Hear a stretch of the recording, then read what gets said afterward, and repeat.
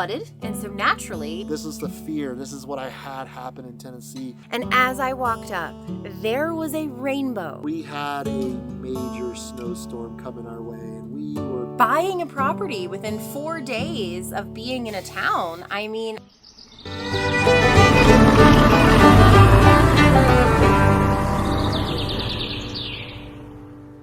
Why did we choose New Mexico to homestead in? Well, family, we're going to answer that question today. I just finished getting dressed. I also need to grab my coat because it is cold here.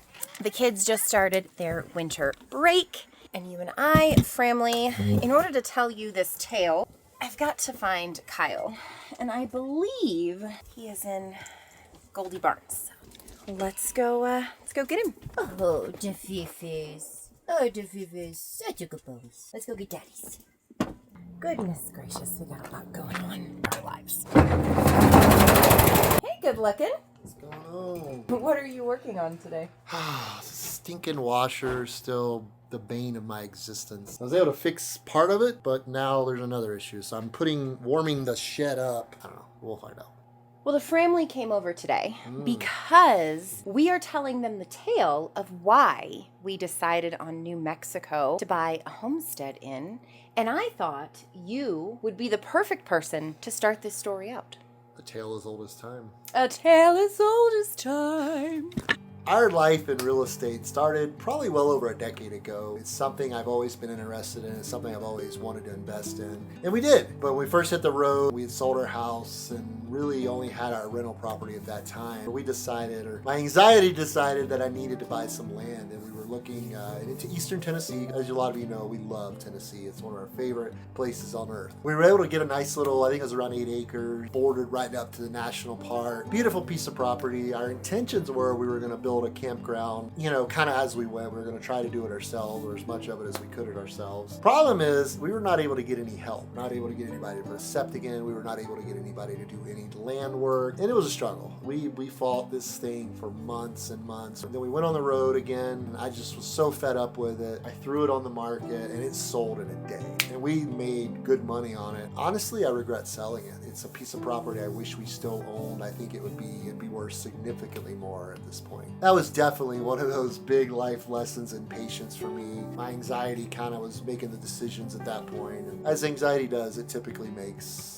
not very good long-term decisions. A couple of years go by of pretty much just traveling, and I was kind of getting that longing for more land again. A place to call ours, a place to just, when we pull in, we can just let the whole bus explode and not have to worry about it. So when we sold our rental properties at the end of summer of 2023, I had been looking in the Colorado area for quite a while because we love Colorado. We love the West. But Colorado's expensive, guys. I mean, it is. It's pricey. Taxes are expensive. Government regulations are very expensive. So in one of my handy-dandy Facebook groups, I saw this thread talking about northern New Mexico. And I kept seeing these pictures of people that were buying land, and it looked just like Colorado, about a fraction of the price.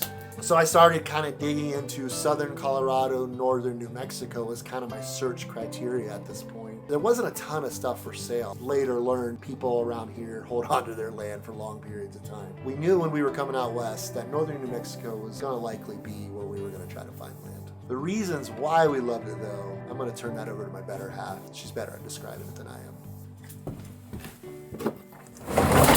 What you got going on back here? Hello, hi, Fifis. Oh, the Hi, Fifis. Fido. Hi, Kevins. Hi, everybody. It's a Party. poodle party. Poodle party. It's a party poodle. Yes, how can I help you?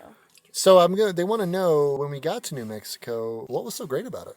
Ooh, I think I might be the right person to describe this and tell this part of the story. We Huh, got a Kevers? little nub. Well, pull up a side of the bed and help me fold some laundry while I tell you about it.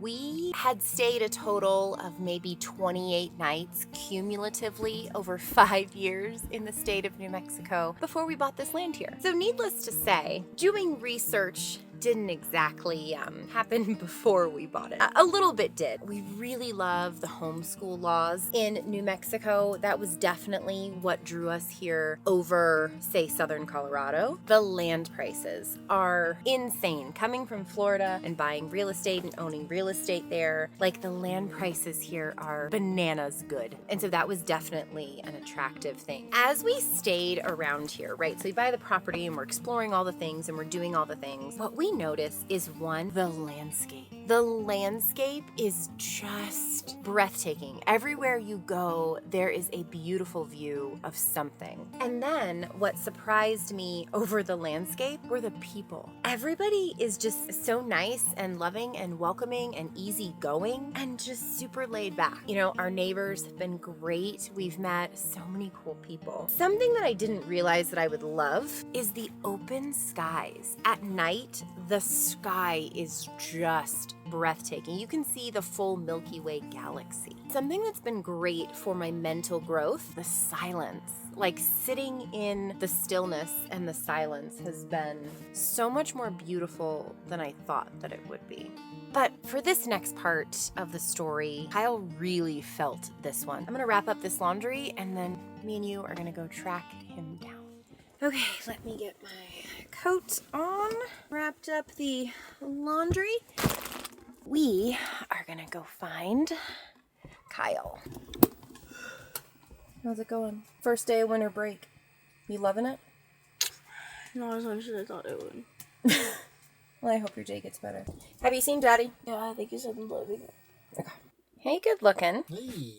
So I let the family know all about the beauty and amazingness that is New Mexico. For real. I think what they need to be caught up on, though, is that spring right before leading up out here. Well, it's a doozy. It is a doozy. I'm going to leave you with them and finish putting away my laundry. So if I'm going to talk about New Mexico, I mean, what is more New Mexican than Frito pie? There's a deli right across the way that sells one of my favorites around. If you've never had Frito pie, it's basically beans and they have their own chile here. It's called chile. It's not chili or chili. It's chile.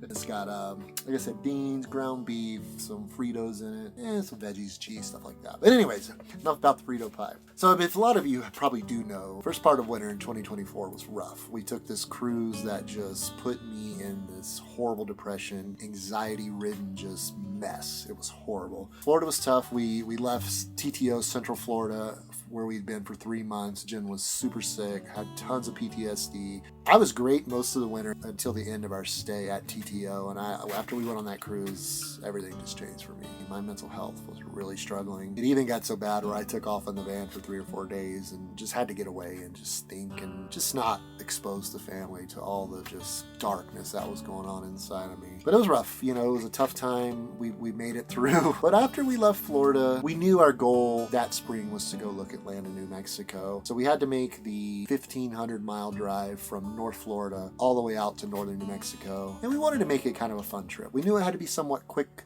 but at the same time, we wanted to have a little fun along the way. And I want Jen to tell you about that. As a matter of fact, here she comes now. Hello. Family, do you do this? I forgot that I made my vitamin drink about an hour and a half ago. And I just realized I didn't drink it. I'm telling you about this amazing little couple week-long trip we took to get out to New Mexico. We leave Florida, you know our spirits are high because everybody is ready to travel. Kyle wants this piece of property, and I've got to be honest with you, I was not sold on the idea of getting property. I digress. Kyle's ideas usually end up with a lot of adventure. We make our way to Louisiana. We end up going to New Orleans, getting to spend some beautiful time with the kids at the eclipse. We got to see the eclipse right on the beach of Texas. They thought it was going to be completely washed out, and it turned out we were in the exact right place at the right time. Something really funny happened in our stop in Amarillo. Kyle, for the first time on the road, booked the wrong night for reservations. We ended up having to sleep in the parking lot of the Big Texan instead of the RV park, but they allowed us the same amenities and let us ride over in the really cool limo. We have a video on that if you want to check it out. But what a great experience getting out here. right? And then we got to stop at Cadillac Ranch. It was flooded, and so naturally, as I would, I took off my shoes and I spray painted a Cadillac because when in Amarillo, Texas, I'm gonna do the Amarillo, Texas thing to do. We roll into northern New Mexico in late spring in April. I feel like Kyle's gonna be really good at telling you this part.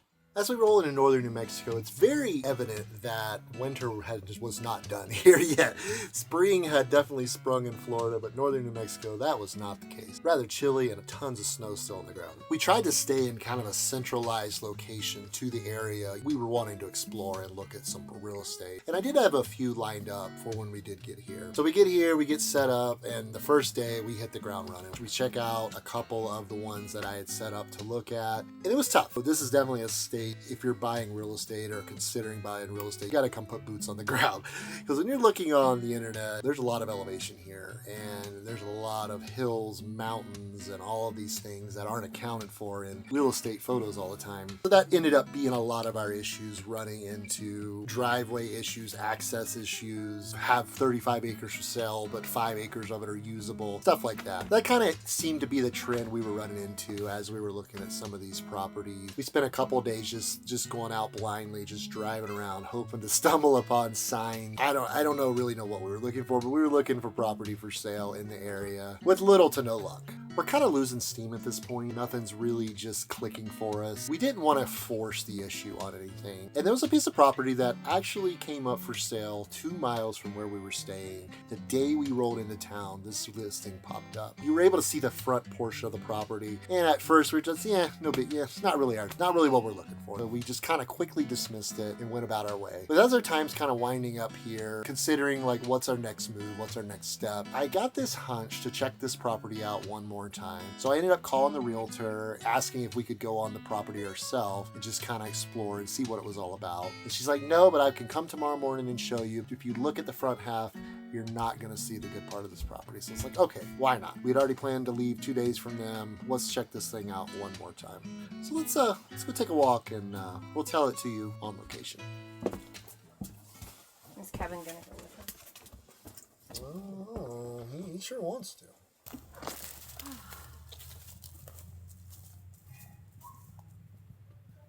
A few months before we buy this property, I have a dream. And in this dream, I'm standing in a pasture, and there's a funny looking pine tree. Okay, it's short and squatty. It's not like anything I'd ever seen before. I mean, pine trees on the East Coast are really tall and skinny. I'm standing next to this tree, and behind it is this beautiful valley of hills. Instantly, I had this nudge in my dream that this is your property. The day that we come to look at this property, we pull on the land. We have to drive down this short little road, and it leads out to an expansive open pasture. In this open pasture, lo and behold, what do I see? I see this lone pine tree with beautiful hills behind it. And in that moment, I knew this was our property. On the property, we noticed not only is my cute little pine tree here, that has wild sage, wild asparagus, wild flowers are just abound everywhere. This property just felt like everything that we needed. Within 2 weeks, we had closed. It was ours. It almost seemed too easy. And that's because it was.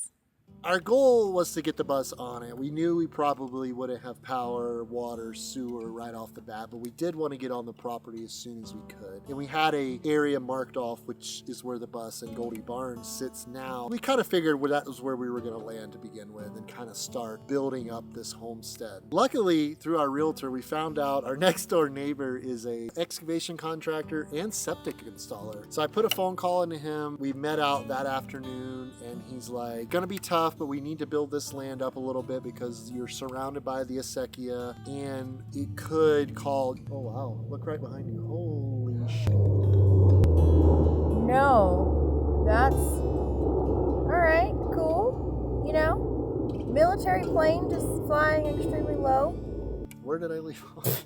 So we knew we had to build up the land, which we kind of wanted to do anyway. We wanted to have a solid pad to be able to park the buses on, and then we decided we were going to put a shed in the middle. My neighbor was able to get that done within a couple of days. Like, he did not mess around, and it was beautiful. He did an amazing job. Put the septic in, he put the pad in, and it was great. When we were being shown the property, the lady's like, you have two acequias, one's running north to south, and you have one more toward the back of the property that run east to west. I'm like, what the heck is an acequia? I'd heard of this before, but I didn't know it's called an acequia. It's a flood irrigation system.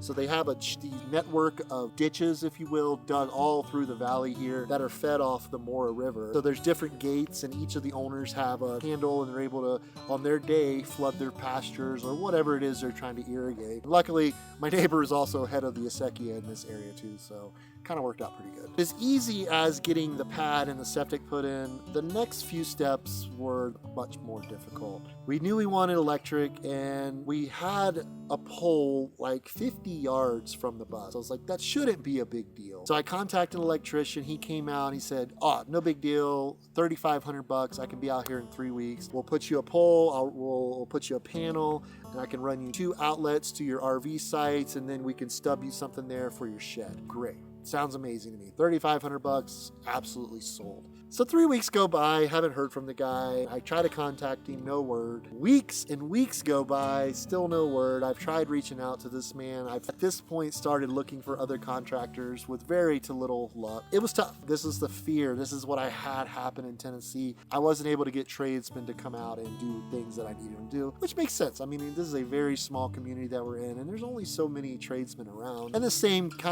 theme went along with the plumbing. Found a plumber, great guy, ended up doing a wonderful job, but it took him a while. You know, he had a lot of jobs before me to get to. It is what it is. It was definitely a challenge. It's kind of one of those things we didn't really expect, but at the same time, I don't really know why we didn't expect it. The acequia about mid-June started pumping out mosquitoes, like didn't know mosquitoes could be that thick. Another factor, which I knew it was going to be a factor trying to homestead in a very remote area, is getting to necessary essential suppliers like your Walmarts, your hardware stores, medical care. Luckily, 30 miles is where we are. We have to travel 30 miles to get to our first Walmart, first hardware store. That's an adjustment. For someone like me who cooks a lot with fresh veggies, I make a lot of trips to Walmart. Needless to say, I put a lot of miles on the Jeep. Luckily, it is a pretty beautiful drive. If I want to go to like a big box hardware store like a Home Depot or Lowe's, we got to make the hour-and-a-half trek up to Santa Fe. And one of the final hurdles that we were not used to was being so involved with our trash. We'd always been able to toss it in a can, set it by the road. Magically, we'd wake up the next day and it was gone. Here, we have to be a little more intentional. We have to store our trash and then haul it to the transfer station, which is about 2 or 3 miles down the road. Kind of an adjustment, but you know what? It gives me a reason to get out and burn off some steam. And then at this point, we had a pretty unexpected, I guess would be the right word, to happen to Jen that's going to change her life.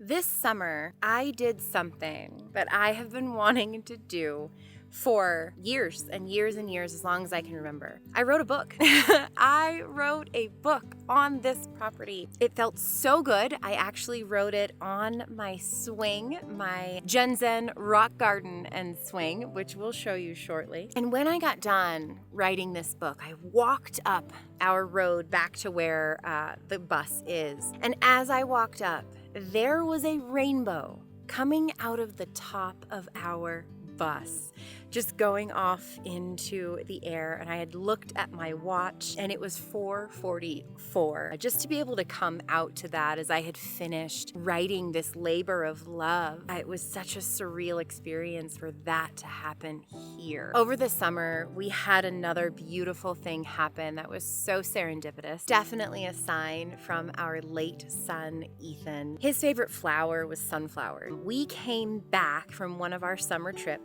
to sunflowers covering the whole property, the whole town. And the best part was that 2 sunflowers were right by our bus. They were beautiful. They lasted up until that first frost came. And what a beautiful gift from Ethan to have these flowers on our property. And Ethan really is in everything that we do, always. Something that came out of the property for me was really embracing the stillness and the silence of being out here. This is a very rural place and there's not much noise at all. It's just quiet.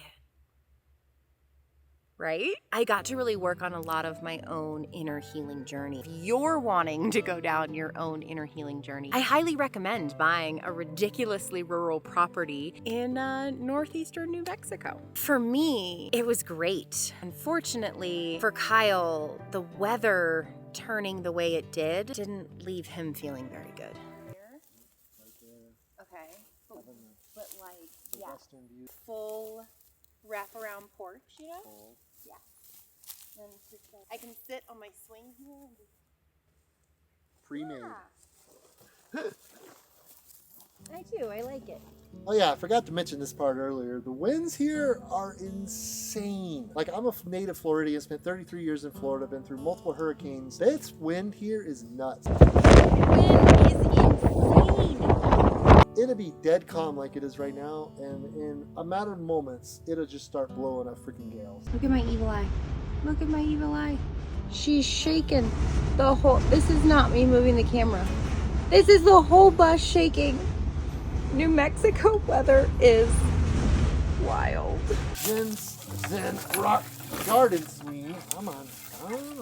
Played victim to one of our recent wind storms. One of the major parts of looking in this area was the weather. You know, this is not a property we had planned on spending or setting down roots. It's kind of a place we wanted to be able to come back to from our travels. And like I said in the beginning of the video, just breathe, let the kids run wild, let the dogs run wild, let them piss and poop on everything they want to go on. So the summers here were incredible. I think we had a high, maybe mid to upper 80s a couple of days. For the most part, you're looking mid to upper 70s, low 80s every day. The nights would still get down in the 50s. We didn't have power pretty much all summer, and we managed just fine. The weather was incredible. The mosquitoes started to disappear in late September once some of those really cool evenings started coming back. We'd planned on leaving here the end of October and making our way south toward warmer pastures, but the bus is not done. As many of you already know, we are waiting on the bus, sitting here mid-December, and we are here not in the dead of winter, but it's definitely pretty dang cold every day.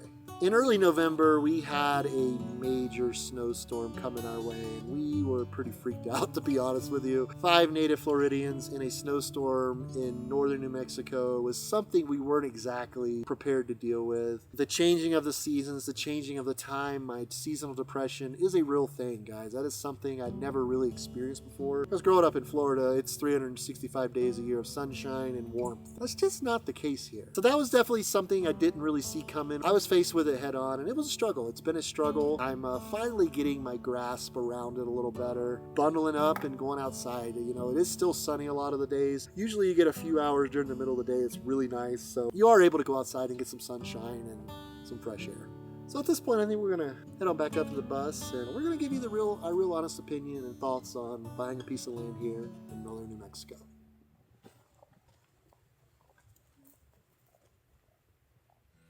You know, there were really a lot of factors when it came to buying a property in New Mexico for us. What is your conclusion after buying a New Mexico homestead? I think it's like bus life. There's no rules to any of this stuff, and you can homestead pretty much anywhere. If we were planning on homesteading year-round, definitely probably wouldn't have been my first pick, but I love it here. It's beautiful. It's very peaceful. Like we've mentioned several times in this video, we're very remote. You know, we're 30 miles from the closest Walmart, an hour and a half to the closest airport. Being in this type of environment, it takes some planning. You know, it's something you have to think about when you go to town. You know, what do I need so I don't have to make another trip tomorrow, and you know, that sort of thing. But all in all, it's beautiful here. The people are great. The culture's wonderful. We've really enjoyed it. Being here over the summer is a great thing. Being here in the winter, to be determined at this point. It is what it is. I definitely agree with you. I think if you're looking for more of an all-weather kind of homesteading place, this may not be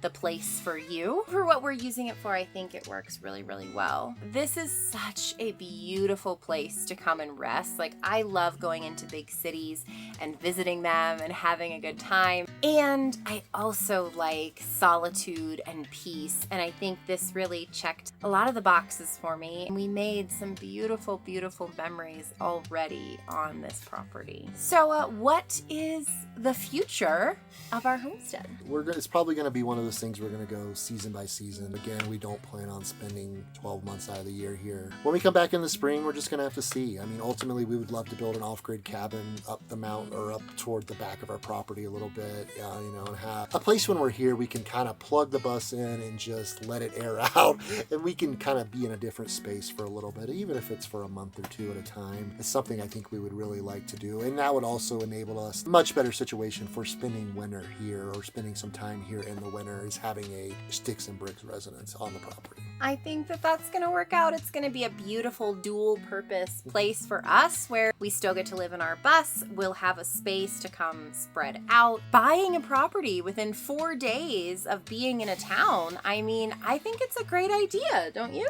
Why not? You only live once. Works for us. Well, family, thank you for coming over today. That's the story of why we bought a homestead in New Mexico. Hey guys, appreciate you guys being with us today, but this is where we leave you. But don't worry, we will be back here again in a few days with you. And until then, guys, take care of yourselves and each other, and we'll talk soon.